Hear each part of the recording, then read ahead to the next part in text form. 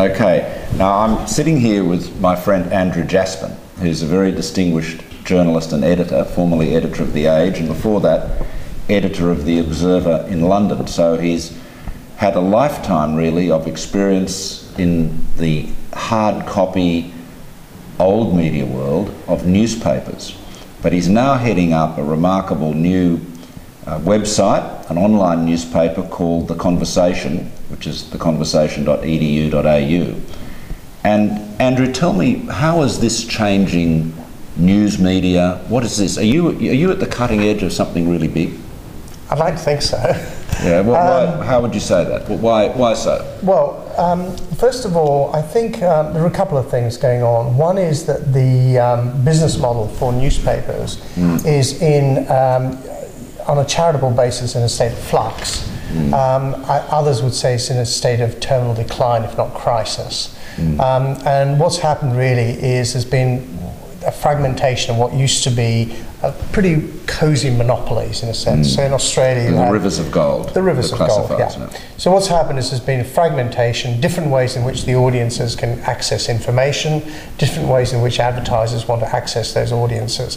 And there are more efficient ways of marrying the two up. So, you know, the likes of Seek or the likes of realestate.com or whatever, these new sites have actually captured some of those rivers of gold. And what that's done is undermine the business model of newspapers. And the business model of newspapers was that they made a lot of money and could afford big staffs. So as that went on, what managements had to do, largely speaking, to stay ahead of the game, was they had to cut their costs faster than their revenues were falling. So as the rivers of gold were draining away, so they had to cut away at the most expensive cost, which is the journalism.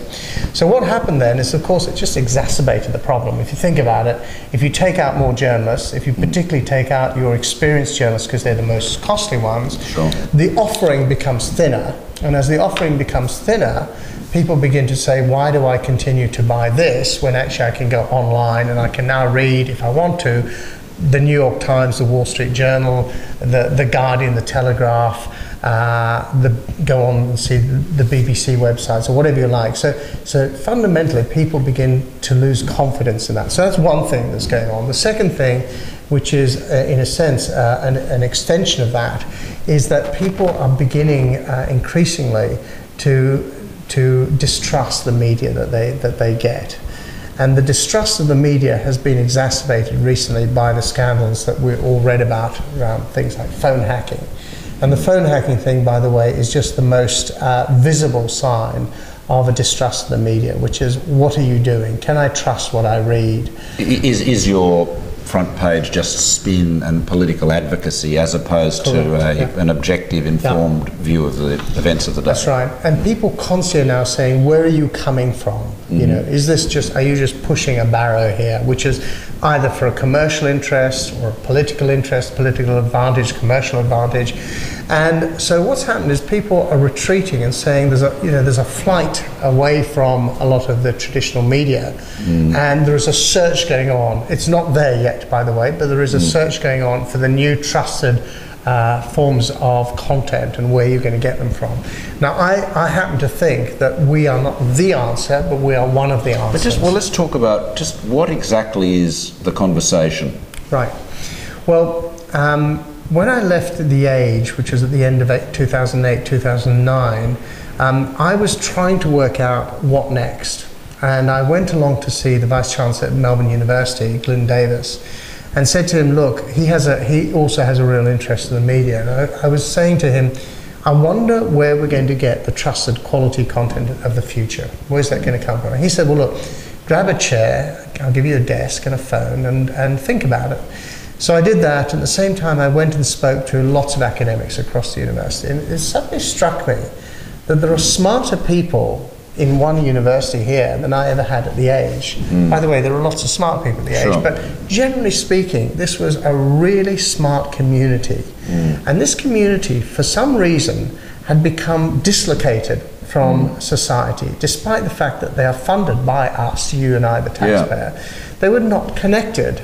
And they were not connected for two fundamental reasons. One is they tried to connect through the media and found it a very disappointing experience.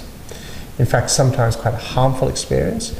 And secondly, they didn't really have the tools in terms of being able to convert academic English into plain English in such a way they could communicate more broadly. So I thought, okay, if we can address both of those, there's actually something quite powerful here, which is connecting up lots of really smart minds and people who really know what they're talking about. I'm just talking not about the journalist who might spend, you know, half a day researching a story and then pump it out. These are people who have spent an entire career looking at an issue. They're genuinely very knowledgeable. So, correct. So you're on your online newspaper, which is theconversation.edu.au. You have a lot of articles by academics and scholars. You also have articles by your own journalists. You've got quite a reasonable sized newsroom there now. How many journalists are actually working for you? We currently have 15. Yep, okay. And we also have 6 web developers. And what's quite interesting, what we did was we wanted to come up with a new way in which academics could actually write. So we built a new writing interface, a collaborative writing interface, using 6 of the best web developers in Australia. These are all young guys. They're Ruby on Rails developers. And we've built what we think is a really, truly world-first website. So it's a fantastic website with a terrific bunch of editors. Those editors, by the way, their job fundamentally, we operate much like any newsroom I've been in. We have conference at 8:30 in the morning. We go through what's happening. We commission right off the back of that.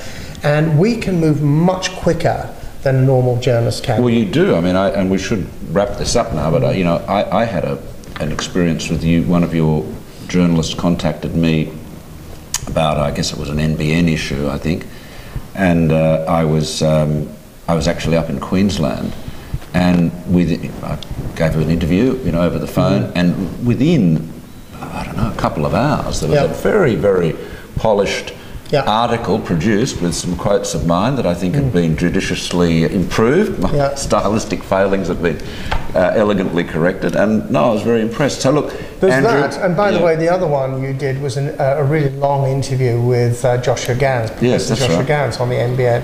And what we did with that is, we filmed it as well, so we had you both, we had the interview, we also had snippets from that. And it's really a different way of working. It's important to us that Joshua interviewed you because he really does know about the NBN, the business models around these kind of issues. He's a very good economist, So as an economist, he was interviewing you as opposed to a journalist who might be coming from the perspective, we don't like the NBN because of whatever reason. As you know, there are a number of outlets there who constantly attack the NBN for particular potentially commercial reasons.